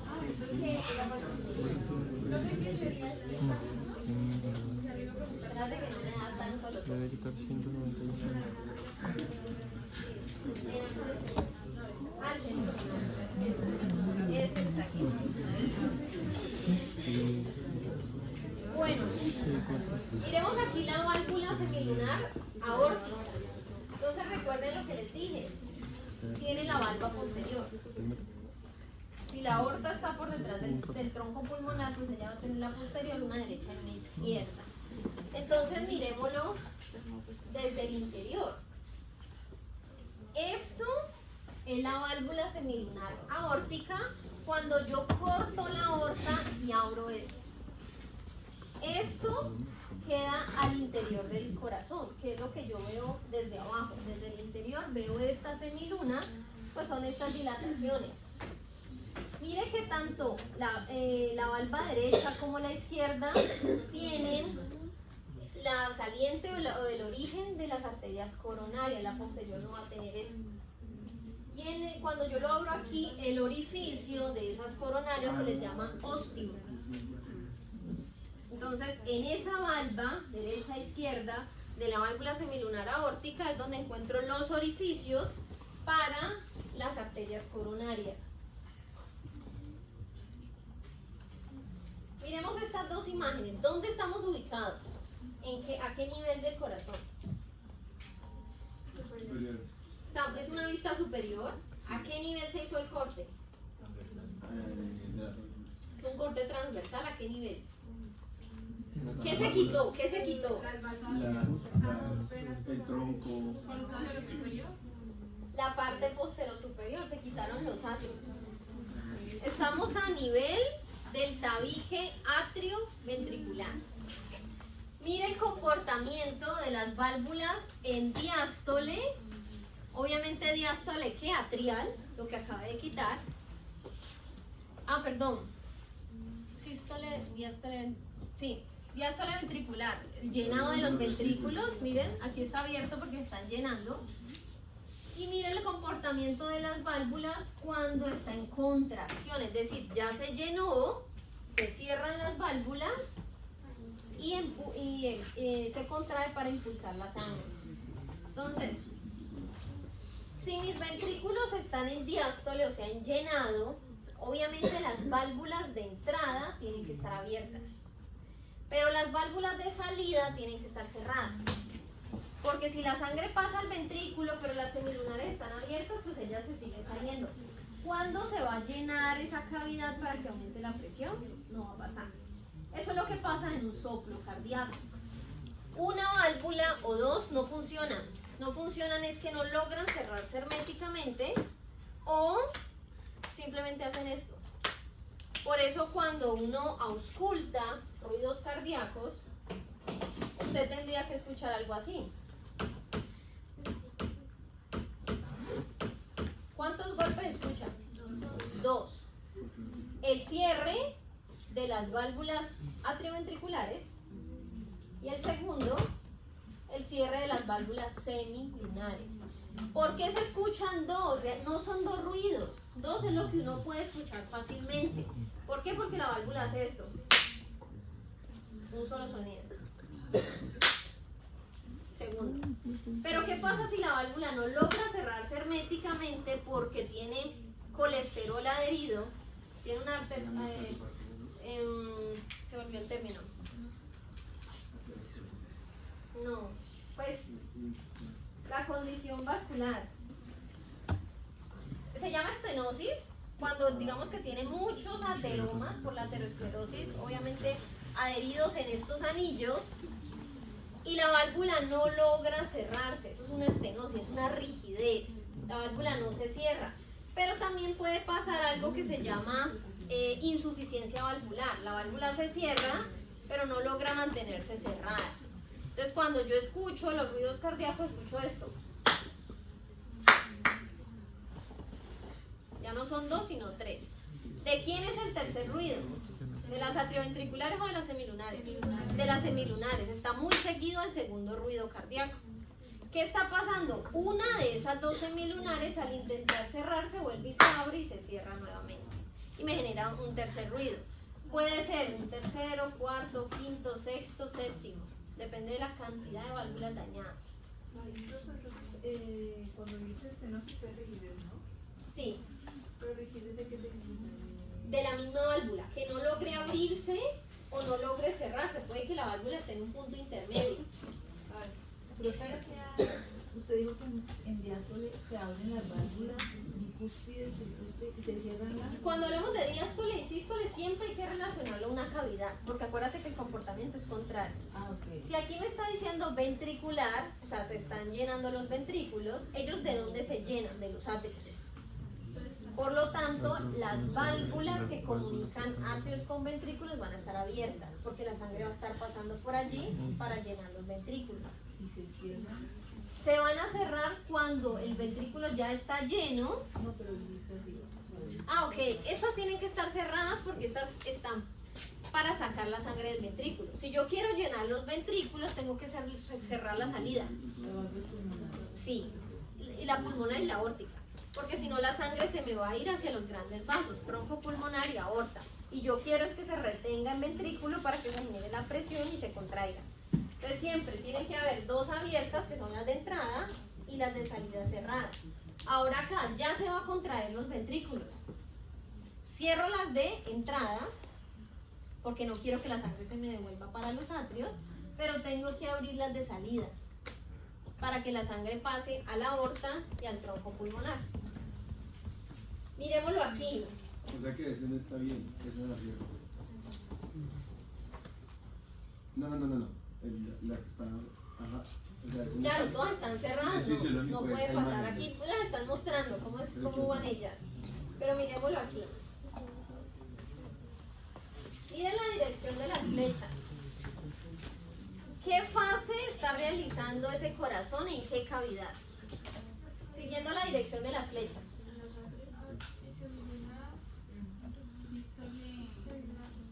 Sístole ventricular izquierdo. Sístole ventricular, estamos viendo el ventrículo izquierdo, pero obviamente el derecho estaría en la misma función, ¿cierto? ¿Por qué sístole? Porque miren que las flechitas me está indicando que la sangre está saliendo del ventrículo, está abierta la semilunar aórtica y la sangre está pasando a la aorta. Eso quiere decir que la válvula, en este caso mitral o bicúspide, está cerrada. Esto es una sístole ventricular izquierda. ¿En qué fase estará el atrio? En ese mismo momento, en diástole. Él está cerradito, se está llenando para que cuando esta fase termine se invierta, él empiece a llenarse y este saque la sangre. Profe, en el caso de que en la sístole ventricular se produzca un error y que no se produzca una diástole articular adecuada que se abra, ¿eso qué produciría? Falla cardíaca. Si el corazón no logra llenarse porque una de sus válvulas no logra abrirse para sacar la sangre, él va a intentar compensar. Y él compensa con taquicardia. Pero recuerden que la taquicardia no la puede mantener en el tiempo. La taquicardia lo va a llevar a arritmia y la arritmia le va a generar fatiga y va a parar ese corazón. Porque las coronarias no lograrán llenarse. Profe, y eso me imagino que es que las cuerdas terminales sean así como delgadas y que haya mucho espacio entre ellas, ayuda pues, a que la sangre pueda fluir por el medio de eso, ¿cierto? De hecho, cuando hay trombos, los trombos podrían quedarse atrapados ahí, En medio de las cuerdas. entre las cuerdas. Cuando se va a llenar los ventrículos es del izquierdo, entonces tendría que usar la válvula pulmonar para que se pueda llenar y después ya se cierran la bicúspide para que se abra la pulmonar y salga. Exactamente, se tienen que invertir, no pueden estar abiertas todas o cerradas todas. Míralo aquí, lo que acabaste de explicar. Atrio, ¿en qué fase estaría? Sístole, el atrio está expulsando, por lo tanto su válvula de salida, que es la mitral o la bicúspide, está abierta. Y el ventrículo sería el diástole. El ventrículo está en diástole, se está llenando, ¿cierto? Cuando él termine de llenarse, pues va a pasar lo que estaba allá, va a sacar la sangre. Pero miren que mientras él está enllenado, la semilunar aórtica tiene que cerrarse. Recuerden que lo más importante en el funcionamiento cardíaco es que se genere la precarga, la presión suficiente de la cavidad para que ella pueda contraerse con fuerza. ¿Cómo se logra eso? Cerrando las cavidades.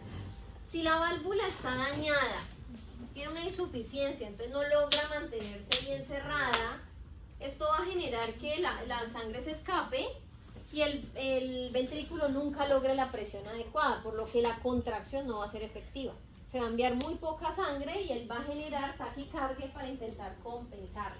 Y el lado derecho que está haciendo el Lo mismo, los dos ventrículos hacen exactamente lo mismo, los dos atrios hacen exactamente lo mismo, pero recuerda que son contrarios entre atrios y ventrículos. O sea, aquí lo vemos en un solo lado, pero ellos funcionan a la par. Ahorita, pero yo creería que aquí no funciona. Bueno, entonces el no correspondería a la sístole. Bueno, es bueno.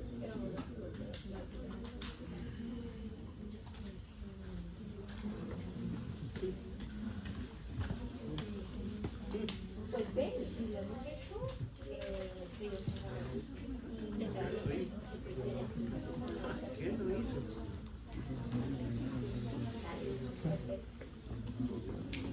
Profe, pero lo que sí, entonces lo que sí mide el sonido o lo que indica el sonido es la sístole, pues igualmente los otros están diástole. Bueno, El cierre hermético es lo que define los herméticos. Listo. Para que ese corazón funcione en un espacio negativo, la presión del tórax, gracias a los pulmones es negativa.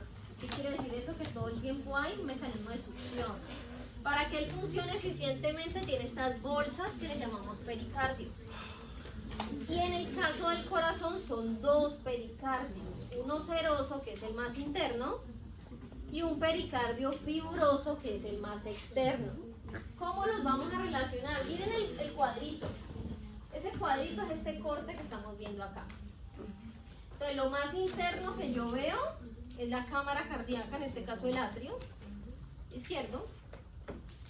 La membranita brillante que tiene el corazón por dentro, las cavidades, se llama endocardio, es una membrana de tejido conectivo que recubre.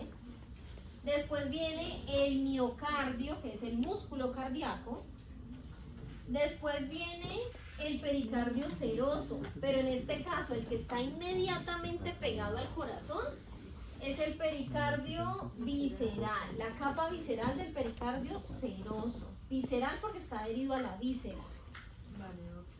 Esto no lo podemos separar del corazón, no está pegadito. Observe que esta membrana rodea todo el corazón y cuando llega a los grandes vasos genera un pliegue, es decir, genera una capa adicional. Y a esa capa le llamaremos la capa parietal del mismo pericardio seroso. Es decir, es un solo pericardio seroso, pero él genera dos láminas, dos capas. La que está más pegadita al corazón y la que está después. ¿Qué pasa entre esas dos capas? Está la cavidad pericárdica. La cavidad pericárdica es un espacio de amortiguación. No la podemos ver. Por eso ahí en la imagen no se ve como... No se ve la separación. Usted en una radiografía no ve eso. Una ecografía tampoco la va a ver. A eso es lo que le llamamos un espacio virtual. Yo no lo puedo ver, pero él está. Está porque las dos capas están tan cercanas entre ellas que tienen líquido pericárdico y el líquido permite que ellas hagan esto. ¿Para qué? La bolsa cardíaca ya viene estructurada, ya tiene un espacio. Pero recuerde que el corazón en su interior hace esto. Entonces, entre esas dos capas se genera movimiento. Hablamos de taponamiento cardíaco cuando este espacio, que es virtual y no lo veo, se me vuelve real. Es decir, en una ecografía yo veo el espacio. ¿Eso no se llama pericarditis? Sí. Pero también puede ser un taponamiento cardíaco, una herida en tórax, lesionó el corazón y ese espacio se llenó de sangre. Entonces la cantidad de líquido que queda alrededor comprime el corazón, no lo va a dejar moverse adecuadamente. Eso es un taponamiento cardíaco, puede ser pericarditis, puede ser taponamiento por sangre, por pus, por agua, por lo que sea. El caso es que separó más ese espacio y lo hizo visible, lo hizo real. Y eso es patológico. Eso es fisiológico. Es patológico. Listo. Después de la capa parietal, miren que viene una capa gruesa. Ese es el pericardio fibroso. Y quiero que lo observen acá. El pericardio fibroso es el que fija el corazón al diafragma. Él viene pegadito arriba, miren que se agarra a los grandes vasos y fija el corazón al diafragma. ¿Qué quiere decir eso? Cuando usted jadea como perrito, porque no regula su respiración, no es que el corazón se le esté moviendo para todo lado. Él sube o baja con el diafragma. Por eso también se regula su frecuencia cardíaca. Porque este pericardio lo agarra a un punto fijo. Dime. Los tres tipos de pericardio son el mismo tejido, pero su nombre varía dependiendo de donde esté. La densidad varía, es como decir que fueran ligamentos, pero el fibroso tiene una condensación mayor. ¿Listo? Entonces, Fisiológicamente va a ser igual. eso le preguntan a Sebastián. ¿Listo? Pero entonces, ¿qué va a pasar? La condensación sí me va a generar rigidez. El que está adentro es ligeramente más flexible, porque permite que el corazón se pueda mover. El que está por fuera, su objetivo es fijar el corazón. Que si yo estoy hiperventilando, pues mi corazón siempre se mantenga fijo al diafragma. Por eso en los cadáveres uno ve el diafragma y ve una cúpula, porque uno corta el pericardio fibroso para poder sacar el corazón y él queda como una bandejita. Entonces, el visceral es más como una fascia y el fibroso es más como un tejido, con un ligamento. Pues no es directamente un ligamento, esperen la clase de histología y que Sebastián les defina muy bien las características histológicas para poder definir eso. Por ahora vamos a tener presente que el de afuera es muy rígido y el de adentro permite la movilidad del corazón dentro de la silueta cardíaca que ya tiene establecida.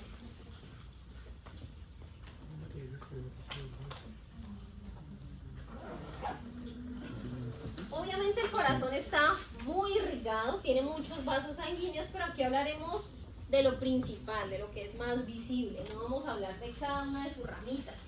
Empezamos por las dos coronarias. Ya sabemos que cada coronaria sale de la valva derecha o izquierda de la semilunar aórtica. En el caso de la coronaria derecha, miren que ella sale rodeando la auriculilla del lado derecho. De hecho sale por debajo de ella. Y justo en el borde del corazón forma su arteria marginal, porque va por el marginal derecha. Y se va hacia atrás. Cuando ella cruza hacia atrás, ¿qué ¿Se acuerdan el examen que les decía rota esta estructura tanto para que ustedes ubiquen esto? Esta es la coronaria derecha y miren que en el tabique interventricular, pero en la pared posterior va a formar una arteria que se va a llamar interventricular posterior. Interventricular posterior y marginal derecha, ramas principales de la coronaria derecha. Principales, no son todas. Obviamente hay una rama auricular, hay una rama para el cono arterioso, hay un montón de ramas, pero estas son las principales, las grandes. En amarillito, coronaria izquierda. La coronaria izquierda es muy cortica, tiene aproximadamente, no sé, 5 milímetros. O sea, ya sale de la aorta y de una se bifurca. Hasta ahí, hasta el punto de bifurcación, es la coronaria izquierda. La rama que sale adelante le vamos a llamar interventricular anterior. Y la rama que da la vuelta se llama circunfleja. Esa arteria circunfleja la vamos a ver ramificándose aquí. Miren que ella gira y de una se ramifica. En algunos casos llega hasta el centro. Pero ojo, no todos los corazones son iguales. Idealmente la arteria coronaria derecha debe irrigar el 50% de mi corazón y la izquierda el otro 50%. Equitativamente, ¿quién va a irrigar la pared anterior de los ventrículos? ¿Qué coronaria? La izquierda, con su interventricular anterior. ¿Quién irriga la pared posterior de los ventrículos? La derecha, ¿cierto? Con la interventricular posterior, equitativamente. Pero hay algo que se llama dominancia cardíaca. Y es la persona que se infartó porque llegó un trombo y ocluyó la arteria coronaria derecha justo en el borde, en el margen. Cuando pasó esto, la persona tuvo un infarto fulminante. Y entran a ver corazón y resulta que esta, como está en la imagen, formó la interventricular posterior, pero también formó parte de esa pared hacia el lado izquierdo. Lo que quiere decir que esa coronaria derecha tiene más recorrido que la izquierda. Por eso la persona murió inmediatamente. Porque una de sus arterias coronarias es más grande que la otra. En cuanto a las venas, obviamente hay muchas venas, pero vamos a hablar de 3 principales que son las que llenan el seno coronario. Acompañando la interventricular anterior, ¿que era de quién? De la coronaria izquierda. Vamos a encontrar la vena cardíaca mayor. Acompañándola, va al ladito. Acompañando la interventricular posterior, ¿que era de quién? De la derecha. Se encuentra la media, vena cardíaca media, no le vamos a llamar vena coronaria, vena cardíaca. Y acompañando, ¿qué me hizo la otra? La coronaria derecha, encontramos la vena cardíaca menor. Vamos a hablar solo de 3 grandes, que son las que uno ve que llenan directamente el seno coronario. Mayor, menor y medio. Mayor, menor y medio. Miren entonces el ritmo. Atrios se contraen, ventrículos están relajados y después se invierte. Miren que nunca el corazón se queda sin sangre, pero nunca en la normalidad debe combinarse entre cavidades en el interior del corazón. El intercambio de gases lo hace en el pulmón, por eso él va y regresa. No puede mezclarlo en su interior. Pero ese movimiento es así como está ahí, es que está como muerto. ¿No se supone que la sangre pasa al ventrículo cuando se contrae los aurículas? Ahí está como que siguiendo. Bueno, derecho. pues es una grafiquita. No, pero, Obviamente esto está muy lento. Ya, sí. Está muy lento como para que uno pueda ver cómo es el mecanismo, la dirección, pero va muy lento el recorrido. No como por decir como que no, está mal, sino como que es para que poder Sí, entender. es porque se abre y ves que está bajando, pero no se está contrayendo el atrio. Ajá. Pero sí sería así como estoy entendiendo yo. Tiene que contraerse y Para empujarse, pasar. exacto. Lo saca de una, no puede ser de a poquitos como está aquí. Y vamos a tener un sistema de conducción cardíaco, que es importante dejar la salvedad que no es un sistema nervioso externo al corazón. Es decir, si abrimos el corazón, esto no lo vamos a ver jamás. ¿Por qué? Porque la característica del miocardio, de la célula cardíaca, es que es conducente. ¿Qué quiere decir eso? Que la misma fibra muscular conduce la electricidad. No necesita una fibra nerviosa que tenga un punto motor. El corazón no necesita eso. Su propio tejido muscular conduce la electricidad. Solo que sí tiene una vía, una dirección por donde sabemos que pasa el circuito. Pero si usted abre el tabique, no va a encontrar estas cruces. Si usted abre la pared anterior, no va a encontrar fibras de Purkinje, no las va a ver. Porque es la misma fibra la que conduce la electricidad. ¿Listo? A eso se refiere miocito conducente. Lo que no es el miocito del músculo esquelético, él no es conducente, él requiere un nervio desde el sistema nervioso periférico que lo maneje. Pero en el corazón pasa en todo el miocardio. En todo el miocardio. Todo el miocardio es miocito conducente. Entonces pongan atención aquí. En el atrio derecho, en la parte superior del atrio derecho, nos vamos a encontrar unas células, una agrupación de células dentro del tejido muscular que se llaman nodo sinusal. Ese nodo sinusal es un marcapasos natural. ¿Qué quiere decir marcapasos? El que le da la parada, el que le dice listo, inicie. Y el que le dice fallé, se detiene todo el mundo. Eso lo tenemos todos. Cuando eso falla, porque la persona infartó la pared anterior del atrio derecho, falla el nodo sinusal. ¿Y qué requiere? Un marcapasos artificial, que es el que le colocan bajo la clavícula, se hace un bolsillito entre el pectoral mayor, pero los nodos tienen que ingresar hasta el atrio derecho del corazón. Y no es que el marcapasos todo el tiempo le pase corriente. Usualmente el marcapasos se coloca en un gran porcentaje cuando una persona tiene bradicardia sinusal. Es decir, que usted tiene una frecuencia cardíaca de 70 y en 2 minutos le bajó a 48 y usted está sentado. Ese ritmo tan brusco no puede pasar porque usted durmiendo se puede quedar. Entonces, ¿qué hace el nodo sinusal? Cuando él detecta esos cambios tan bruscos, él manda el corrientazo y le dice, ojo, regúlese, así tan rápido no. ¿Listo? Nodo sinusal. Allí se da el estímulo, se da el impulso para decir, bueno, empecemos a latir. Miren que tiene unos tractos internodales entre nodos. Esos tractos le permiten que la contracción entre los dos atrios sea equitativa, que se contraigan los dos atrios al tiempo y que el estímulo llegue a otro nodo. Atrioventricular porque está en el tabique atrioventricular. Y aquí es importante porque cuando el estímulo llega aquí le da una pausa fisiológica. Y esa pausa es, no sé, 0,08 milisegundos. Una cosa mínima para que la cavidad se llene antes de contraerse. Pausa fisiológica será pausa. Después de esto viene el haz de Is. El haz de Is trae una cruz derecha y una cruz izquierda. Espérate, qué pena. Pero lo que está translúcido es lo que está por detrás. Translúcido el nodo. O sea, la... Ok, esto. Sí. No, son los cortes. Mira que este es el corte del tronco pulmonar. Sino que se hizo un corte de esta manera para poder ver el tabique interventricular. Pero entonces sería anterior. Aquí es anterior. Esto está en toda la mitad del corazón. Claro, pero me refiero que la comunicación entre atrios sea anterior o posterior.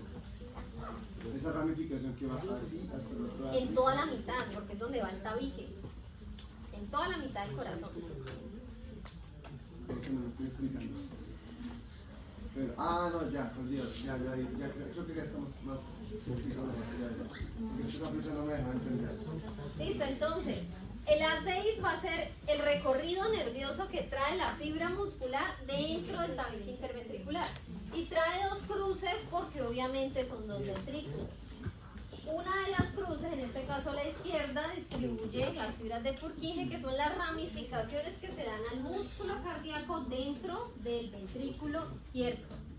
Y obviamente en el derecho también va a haber ramificaciones, fibras de Purkinje, para que los dos ventrículos se contraigan al mismo tiempo.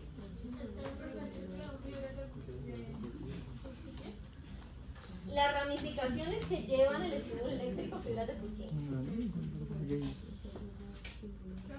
Pero entonces no es que haya algo como tal, sino que son La misma fibra muscular, solo que va en ese recorrido. normal, pero eso es como el orden en el que... Exacto. ¿Cómo la dirección? Sí. No es que yo les puedo decir, no, pues solo el músculo se contrae. Y usted lo puede imaginar contrayéndose de allá para acá, de acá para allá. No, este es el recorrido, porque primero se contraen atrios y el impulso baja hacia los ventrículos. Listo, se va en esta dirección, pero si tú abres el tabique y secas y buscas, no vas a encontrar eso. Pero sí hay cúmulos en la médula. En el nodo hay una masita, una agrupación dentro de la Y misma. obviamente esa fibra velocidad muscular. es inimaginable para el... No se va a ver, esto no lo vamos a ver, pero es la forma de ubicarse.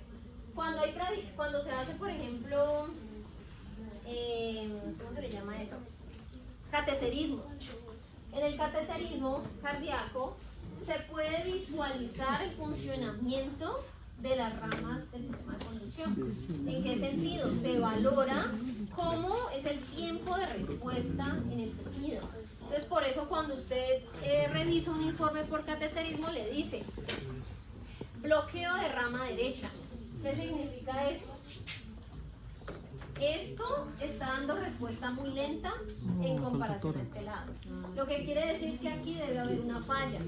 ¿Qué es falla? Pues que en algún momento se haya generado una isquemia muy pequeña que haya afectado el recorrido por ese lado. Por eso requiere, por ejemplo, un marcapasos bimodal. Pero requiere, ese diagnóstico requiere aparatoscopía, pues, o sea... Sí, claro, es Es como que cateterismo. yo lo voy a escuchar y diga, ay, No, es por cateterismo. O sea, se ingresa la sonda usualmente desde la femoral y tiene que subir hasta el corazón y tú ves todo el trayecto coronario del corazón. Profe, y, o sea, es que la parte de que había como que el nódulo atrioventricular hace una pausa fisiológica, pero al mismo tiempo dices que en ningún momento está así. En ningún momento está así el corazón. Por eso, la pausa es, mientras los de arriba se están contrayendo, este se llena. Es decir, no puede ser que se contraiga y de uno de estos se contraiga inmediato, porque entonces en qué momento se llena. El no atrioventricular hace que no se contraigan al tiempo, sino No, que le den no. una esperita para que se acabe de llenar. Exacto, da la espera para el llenado. Ok, pero entonces sí se llena así como en el video, como en ese animación, pues entre comillas. Pues la sangre no tendría que salir tan lento, tiene que abrirse, empujar toda la sangre e inmediatamente se cierra. Por eso te digo que el tiempo es diminuto, porque aquí se ve lento.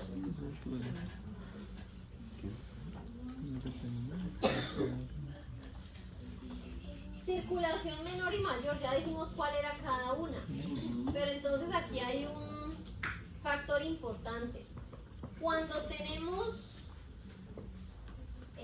hipertensión arterial, que sería circulación mayor, todo lo que está aquí abajo. Esa circulación mayor, hablando de hipertensión arterial, obedece a un mecanismo alterado del corazón. Que dijimos que enviaba la sangre con mucha presión, pero de manera alterada, y eso terminaba debilitando las paredes vasculares. Cuando hay hipertensión arterial, la falla cardíaca se ubica en el ventrículo izquierdo. Es un ventrículo izquierdo hipertrofiado, dilatado, deficiente. ¿Por qué? Porque esta arteria aorta sale del ventrículo izquierdo. Entonces, ojo con esto. La circulación mayor inicia en el ventrículo izquierdo. Por eso él se modifica cuando hay alteraciones vasculares periféricas. Y hay que tener presente que las enfermedades vasculares son la nueva pandemia, ¿no? Si yo les pregunto aquí, ¿quiénes han percibido dolor, cansancio o hinchazón de los miembros inferiores por lo menos una vez de todo lo que lleva estudiando? ¿Quién levanta la mano? Muchos podrían decir. Ahora, hay otros que ni siquiera se dan cuenta de eso. Pues dicen, no, yo fui al gimnasio en la mañana, estuve en clase, después me tocó práctica deportiva y llegué cansado y no diferencia ese cansancio en miembros inferiores. Pero el solo hecho de que ustedes estén sentados con rodillas dobladas bloquean la circulación poplitea. Ahí la sangre intenta subir del pie y pasa muy lento. Por eso usted puede discriminar el día en que usted tiene clase todo el día se lo pasa sentado y al final del día se siente cansado. Porque la sangre está estancada. Entonces, estas alteraciones vasculares pasan por debajo porque la gente no consulta por eso. ¿Qué hace la gente? Llegar a su casa y colocar los piecitos en alto. Y con eso genera un ligero alivio. Pero hay una condición de base que no se soluciona, por eso las enfermedades vasculares están subdiagnosticadas. Alteraciones del ventrículo derecho porque ahí inicia. Ahora, ¿dónde finaliza la circulación mayor? En el atrio derecho, porque es donde llega, donde retorna la sangre venosa. Si hablamos de circulación menor, inicia en el ventrículo derecho. Por eso las personas con hipertensión pulmonar tienen alteración del ventrículo derecho. Desde aquí está afectado esa cavidad. Ventrículo derecho y va a terminar en el atrio izquierdo. Entonces, ojo, la circulación menor o mayor inicia de la última cavidad cardíaca desde donde se conecta el vaso. Si estamos hablando de circulación mayor, es aorta y ella sale del ventrículo izquierdo. Y finaliza todo su retorno en el atrio derecho. En el caso de la circulación pulmonar, inicia en el ventrículo derecho y finaliza en el atrio izquierdo. Me encanta la gente que está durmiendo. Quiero verlo resolviendo el quiz ahora. Ya vamos a terminar aquí.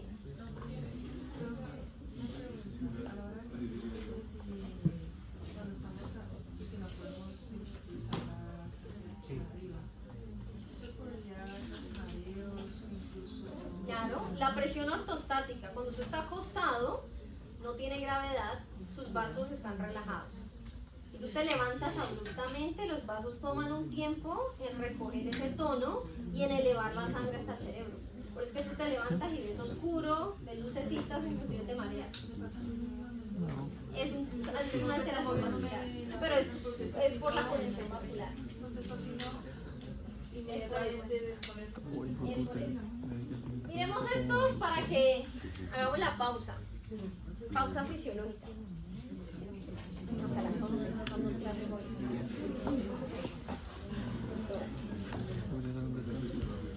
Entonces, miren aquí la conformación que mencionábamos ahora. Arteria y vena. Las tres tienen 3 túnicas grandes. Una túnica interna que corresponde a las células endoteliales. Las dos tienen células endoteliales. Una túnica media que es donde hace la diferencia. La arteria tiene una capa muscular lisa, muy gruesa, y lo que está en moradito, una capa de elastina. La capa de elastina genera el efecto vasomotor, vasodilatación, vasoconstricción, que pueda retornar a su tamaño original. La vena tiene lo mismo, pero miren que la capa muscular lisa es más delgadita, lo que quiere decir que no soporta mucha presión. Y en la parte externa tenemos tejido conectivo, que es la túnica externa, que lo que hace es proteger el vaso. Y este pues es el mismo. Adicionalmente, la arteria tiene una túnica serosa, o una capa adventicia. Esto es una membrana adicional que le permite meterse en los músculos y evitar que el músculo la comprima completamente. Y esa cosita amarilla que hay arriba de ¿Está hablando de la esquina? Ay, sí. Ah, ok, esa simplemente es la membrana basal, que tiene ese espacio, como decir, que le permite el deslizamiento entre las células y el componente muscular, ¿sí? Ahora, miren el diámetro, el espacio que me deja el músculo liso en la arteria y el espacio interno que me deja el músculo liso en la vena. En la arteria es muy estrecho porque el músculo ocupa espacio. Eso quiere decir que maneja mucha presión. En la vena, como el músculo es tan delgado, el espacio interno es más grande, no conserva tanta presión. Ahora, aquí tomamos el pulso, arterias carótidas, arteria braquial, arteria radial, arteria femoral, poplitea, podal, todo lo tomamos en arteria. En venas no tomamos pulso, no nos da, tocamos la vena y ella se colapsa. La vena siempre va en retorno venoso, excepto en cabeza y cuello. ¿Qué quiere decir? Esto recoge desechos de los pies, de los miembros inferiores y tendrá que traerlos hasta el corazón, excepto en la cabeza que recoge y va a favor de la gravedad.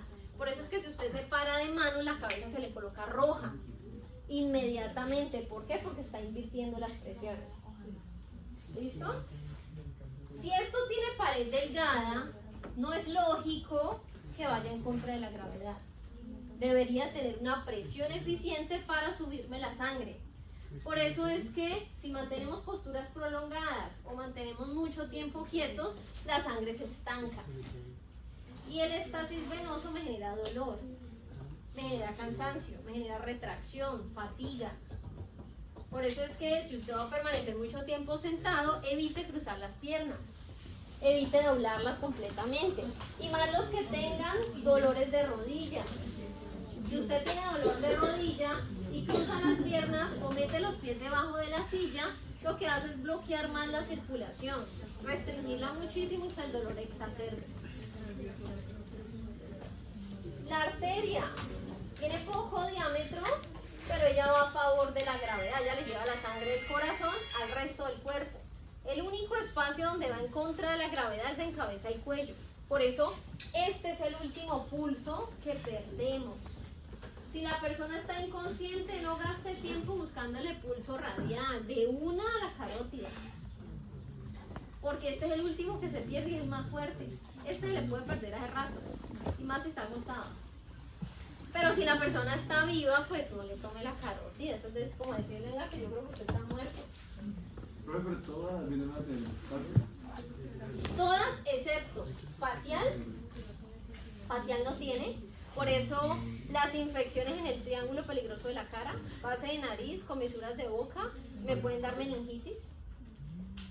Cirugías en nariz, por ejemplo, maltratadas, o el barrito que usted se lastimó en la nariz y lo dejó infectar, el riesgo de meningitis es altísimo. Dorso de las manos y dorso de los pies no tienen válvulas, por eso la edad se nos nota en las manos, porque las venas se deterioran más rápido en el dorso de las manos y en el dorso de los pies, más en el dorso de los pies por la posición que mantenemos. Profe, ¿qué preguntó Juanfer para que usted dijera lo de la meningitis? ¿Qué venas no tienen válvulas? Vena facial, dorso de manos y dorso de pies no tienen válvulas, antirretorno. Las válvulas son las que están aquí. Las válvulas funcionan como puerticas. Si yo estoy quieta, la sangre se impulsa por acción muscular. Ustedes ven que yo me muevo. Si yo me les quedo quieta, preocupe porque me le colapso. Porque yo sufro de síncope vasovagal. Si me quedo quieta, la sangre me queda abajo. Y si no hay movimiento, pues no hay quien la impulse. Por lo tanto, la válvula no es capaz de darle paso, la sangre no llega al cerebro y chao. Así que hay que moverse. Eso le pasa a las personas que tienen esa dificultad vascular. La sangre no se mueve tan rápido. Por eso hay que moverse siempre. Así usted no sufra de síncope vasovagal, haga ejercicio, muévase. Solo para que evite las varices. Voy para allá, estamos hablando de las válvulas. Las válvulas en los miembros inferiores van a ser las más importantes porque tienen que mover todo el drenaje venoso. Con ese drenaje venoso funciona el corazón, todo lo que le llega al atrio derecho, ¿cierto? Entonces, en miembros inferiores son altamente eficientes, pero el dorso de piel no tenemos, porque son las más pequeñitas. Por eso ya se deforman rapidísimo. En el dorso de las manos tampoco tenemos. La sangre sube, pero en manos, por eso a veces ustedes ven que uno de los mecanismos eficientes cuando hay inflamaciones articulares grandes es hacer bombeo. Uno le pide a los pacientes que hagan esto, porque aquí el retorno no es efectivo. Entonces necesita potenciarse por músculo. Y en la cara, la vena facial no tiene válvulas. Lo que quiere decir que cualquier infección a este nivel pasa, se puede devolver por la vena facial hacia el seno cavernoso, que es un seno venoso que tenemos muy cerca del cerebro y muy cerca de las meninges. Si esa infección pasa, tiene ahí de vecinas las meninges y las puede infectar. Y una meningitis y nos podemos morir.